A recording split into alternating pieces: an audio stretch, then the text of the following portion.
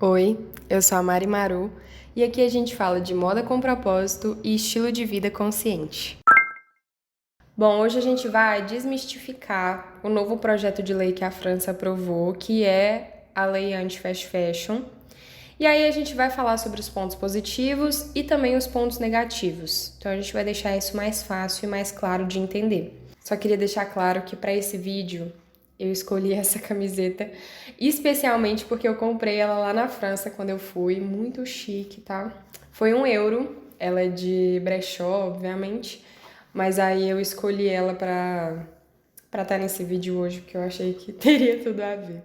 Tá, eu trouxe o meu caderninho aqui, eu estudei muito sobre isso essa semana pra poder falar e fiz algumas anotações que eu acho importantes aqui. A primeira coisa é a gente entender o que é o fast fashion, né? O fast fashion é um modelo de produção e consumo e descarte também que é desenfreado. A gente tem uma produção em excesso e a gente acaba tendo um consumo em massa e um descarte em massa. Então, tudo que é relacionado a comprar muito rápido e descartar muito rápido está relacionado ao fast fashion. E todo mundo sabe que o fast fashion traz inúmeros malefícios para não só para a indústria da moda, como para as pessoas, como para o planeta. Então, óbvio que o fast fashion é uma coisa ruim e óbvio que a gente tem que tentar conter essas consequências e esse avanço do fast fashion. E aí, o objetivo desse projeto de lei, então, ele é conter o crescimento do fast fashion e o seu impacto climático desastroso. É basicamente isso que fala na lei. E aí a gente tem aqui alguns pontos que ele prevê. Meu Deus, tá difícil gravar porque o sol tá muito forte. O que ele prevê? Penalizar os infratores climáticos têxteis com aumentos anuais de até €10 por peça até 2030 e dificultar que essas empresas vendam na França com seus preços baixíssimos. Então esse é o objetivo de taxar os produtos, para que as empresas percam viabilidade, né? E os produtos acabem ficando muito mais caros e com isso as pessoas percam a vontade de comprar. E também quer proibir empresas de fast fashion de fazer publicidade, né, propagandas e de anunciarem no país. Limitar essas propagandas e proibir em alguns casos também. Propagandas que incitem o fast fashion e o consumo desenfreado. Eles querem também, essa aqui, não, eu vou ler primeiro. Eles querem que as empresas coloquem informações sobre a reutilização, sobre o reparo, sobre a reciclagem e sobre o impacto negativo e ambiental de um produto perto do preço dele nos sites de venda, marketplace, enfim. Eu achei tão fofo esse objetivo deles, porque assim, é um mundo muito utópico, sabe? Você querer que eles coloquem lá qual que é o impacto ambiental, qual que é a forma de reutilizar, qual que é a forma de reparar o produto. Gente, eles não colocam nem as informações básicas. Tem marca que não coloca nem onde o produto foi feito, não colocam nem a composição do produto. Eu sempre procuro a composição. Na maioria das vezes eu não acho. Eles colocam, tipo assim, tecido de algodão, tecido de não sei o quê. Então, essa aqui em especial eu achei muito fofa, sabe? Esperar que as empresas vão realmente colocar essas informações lá, que não vai ser um negócio gerado pelo chat GPT, de copiar e colar e colocar qualquer informação. Tipo, você jura que as empresas vão lá e vão colocar informações, tipo, verdadeiras sobre cada peça, cada produto e o impacto negativo. Não faz sentido.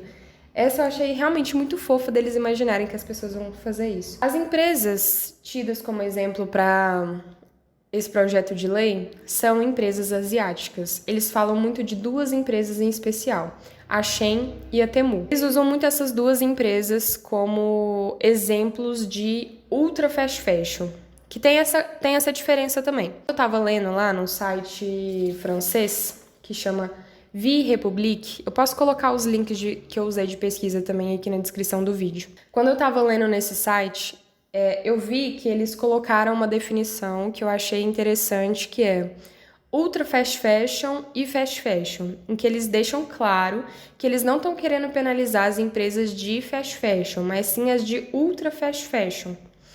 Ou seja, parece que tem uma disputa, sabe? Para saber o que é pior, se é o ultra fast fashion ou se é o fast fashion.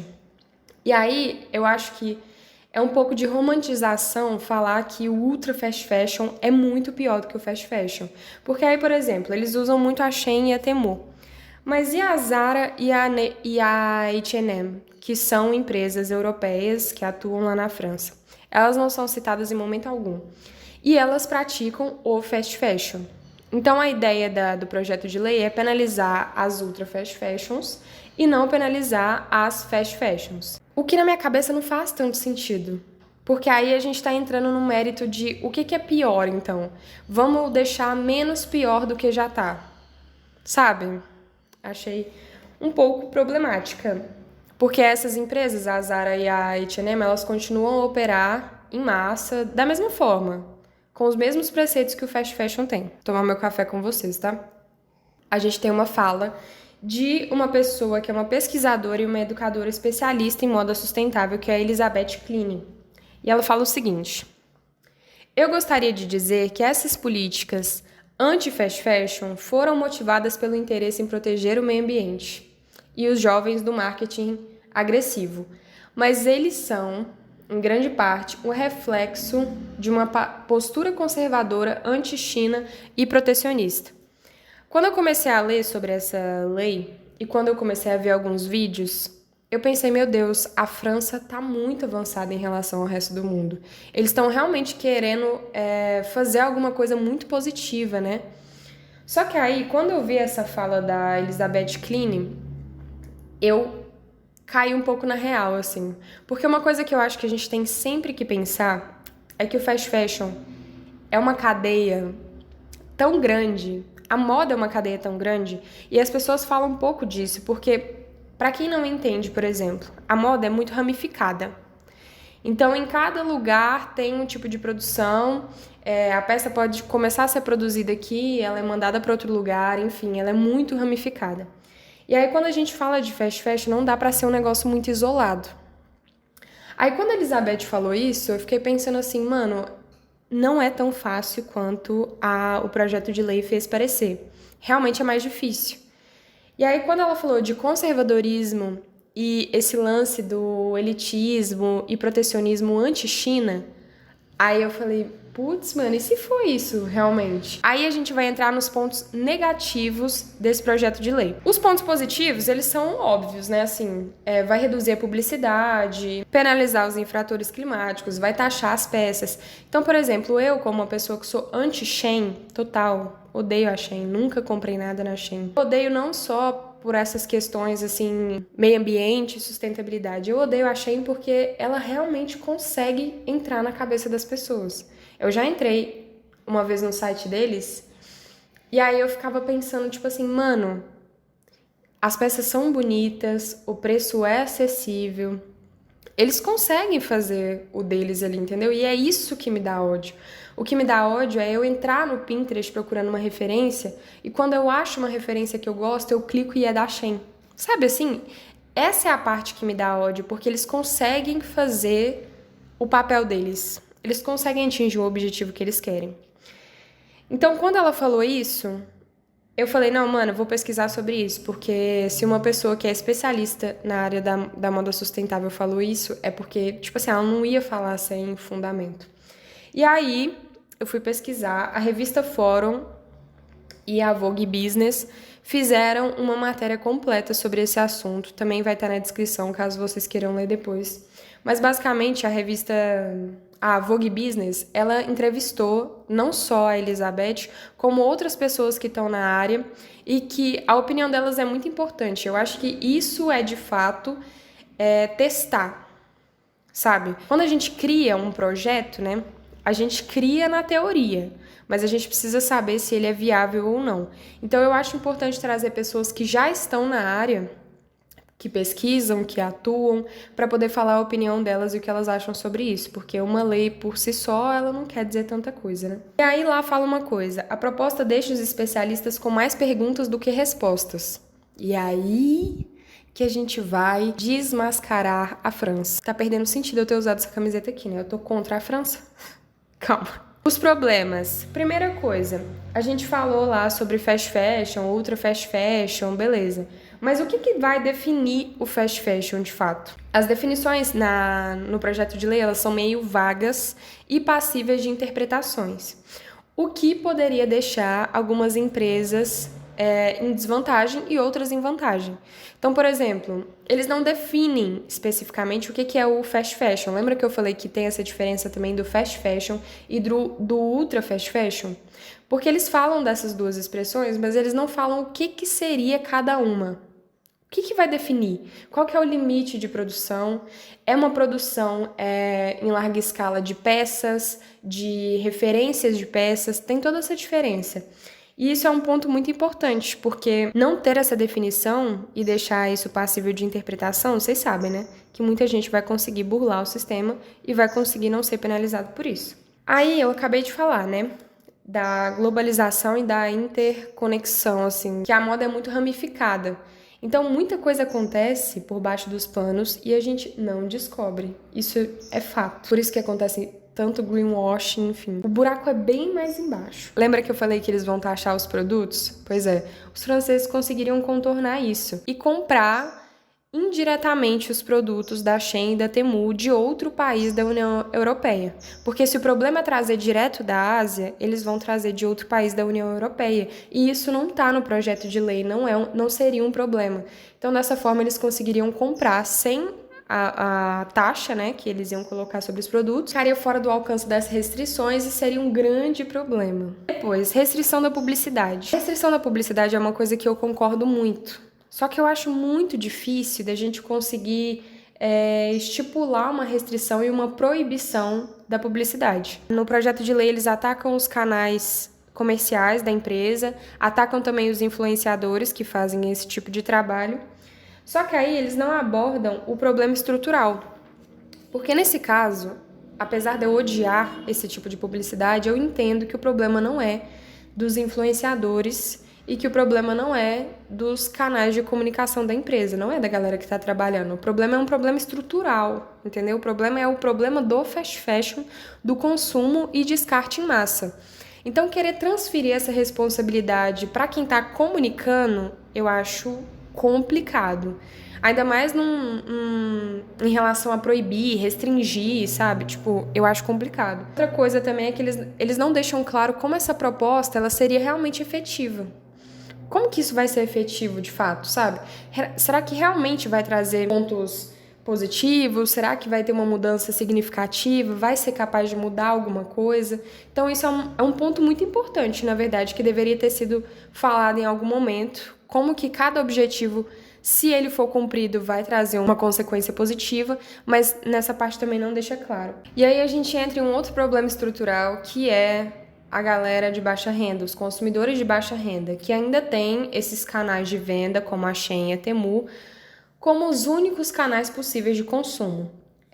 Ignorar isso não vai resolver o problema, a gente precisa realmente tentar achar uma solução. A Shein, toda vez que eu converso sobre alguma pessoa sobre a Shein, ou eu vejo que é porque os preços são mais acessíveis, ou eu vejo também que é por causa da acessibilidade, de ter mais tamanhos, das pessoas conseguirem achar mais opções. São lugares muito fáceis das pessoas encontrarem o que elas querem. E com preços acessíveis. Então, por isso que eu tô falando que eu fico com mais raiva da Shein. Da Temu eu nunca entrei no site, então eu não sei. Mas o que eu fico com mais raiva da Shein é ela conseguir o que ela quer. Ela conseguir oferecer os produtos e entrar na cabeça das pessoas e as pessoas comprarem, entendeu? Ela faz o dela bem feito pro que ela quer, sabe? Então, isso é um problema estrutural também. Acabar com a Shein, por exemplo, não resolveria o problema da população toda. Porque tem pessoas que consomem desses lugares que é a única forma de consumo delas. E aí a gente faz o quê? A gente pede elas para pararem de consumir? Como que a gente resolve esse tipo de problema? Talvez esse projeto de lei ele evidenciasse mais ainda a desigualdade social entre os consumidores ali, que também é um problemaço. Aí, em resumo, eu acho o seguinte: a moda precisa de projetos de lei, precisa de políticas públicas que estejam interessadas em assuntos como esse. A gente precisa resolver o problema do avanço do fast fashion, a gente precisa conter todas essas consequências ruins que ele tem, não só no planeta, mas com as pessoas também, né? Ele afeta o triângulo da sustentabilidade, os 3 pontos: o econômico, o social e o ambiental. Então a gente precisa de pessoas interessadas em resolver isso. Só que a gente não pode ignorar certos pontos e levar só alguns outros em consideração. Por mais que a Shein seja ruim, a Zara também é. Tô falando da Zara porque quando eu tava pesquisando, eu lembrei disso. A Zara já foi acusada de trabalho escravo uma vez. Se eu não me engano, ela assumiu que ela tinha trabalho escravo. Aqui no Brasil, ela já teve envolvida em alguns escândalos também em relação a tratamento. Eu acho que teve um caso de racismo uma vez também, que não é tão antigo assim. Então, como que a gente pode ignorar esses problemas e focar em outros problemas e achar que a gente está, pelo menos, sendo menos pior e resolvendo alguma parte do problema? Talvez isso não resolva, talvez isso piore os problemas, sabe? Então é isso que a gente tem que tentar entender. Quando a gente fala de uma estrutura como o fast fashion tão grande, tão emblemático, ele envolve tanta gente, então não dá para ignorar que algumas pessoas poderiam usar isso de má fé, não sei se é o caso da França, mas a gente está supondo que seja, para proteger o seu próprio território, porque a gente tem esse preconceito e esse elitismo em relação às empresas asiáticas que a gente não pode ignorar. Muita gente não quer que isso atrapalhe o mercado deles, que a gente sabe que tem atrapalhado também.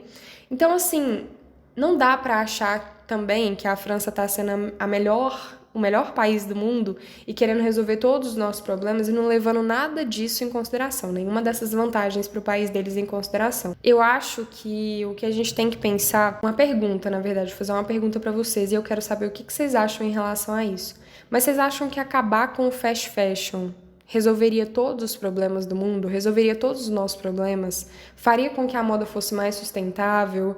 Como que vocês pensam, assim, em relação a isso? Porque eu tenho um professor que eu admiro muito e a gente conversa muito sobre essas questões ambientais, e uma vez eu falei com ele, já faz alguns anos, assim. Eu era muito fechada nessa ideia do fast fashion acabar, sabe? Tipo assim, vamos acabar com o fast fashion, vamos acabar com a indústria, assim, tipo...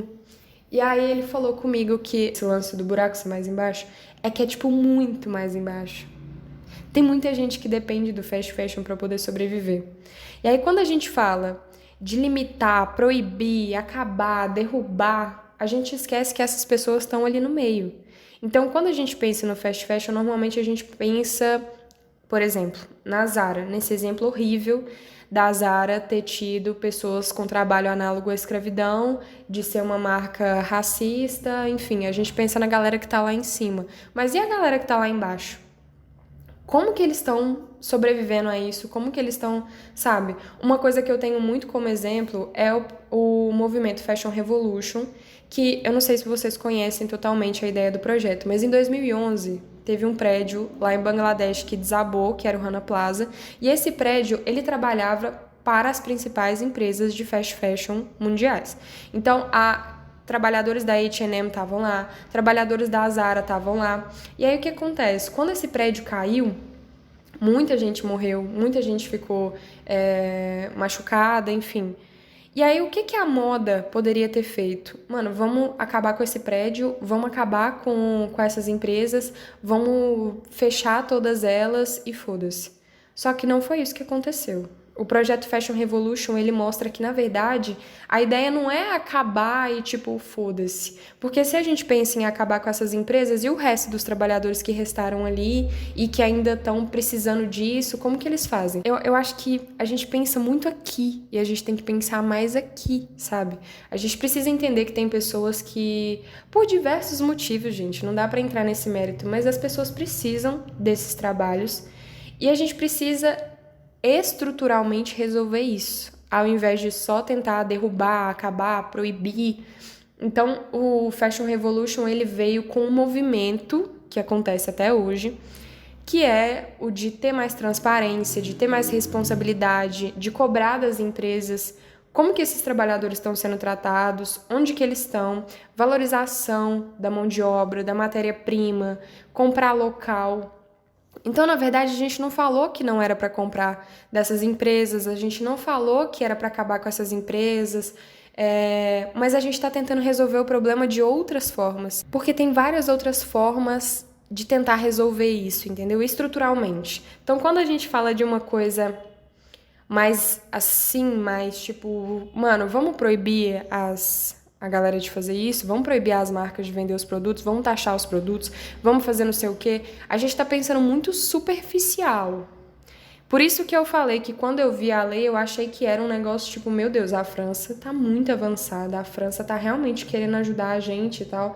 Mas aí quando você começa a entrar, quando você começa a perder um pouco do superficial e entrar realmente no problema, você descobre que talvez não seja tão positivo assim. Então é nesse sentido que eu tô falando pra gente poder olhar. Quando a gente fala que a moda é essa indústria global que influencia todo mundo, no mundo inteiro, gente, todo mundo é influenciado pela moda de uma forma ou de outra. De forma positiva ou negativa, de forma intensa ou não, todo mundo é influenciado, todo mundo usa roupa, sabe? Se a gente pensar por esse lado. Então, quando a gente fala nisso, dá para entender a complexidade que é o problema. Esse projeto de lei, ele, assim, inicialmente me pareceu ter uma boa intenção, mas depois, diante desses fatos apresentados aqui, eu fiquei com um pouco de dúvida, assim.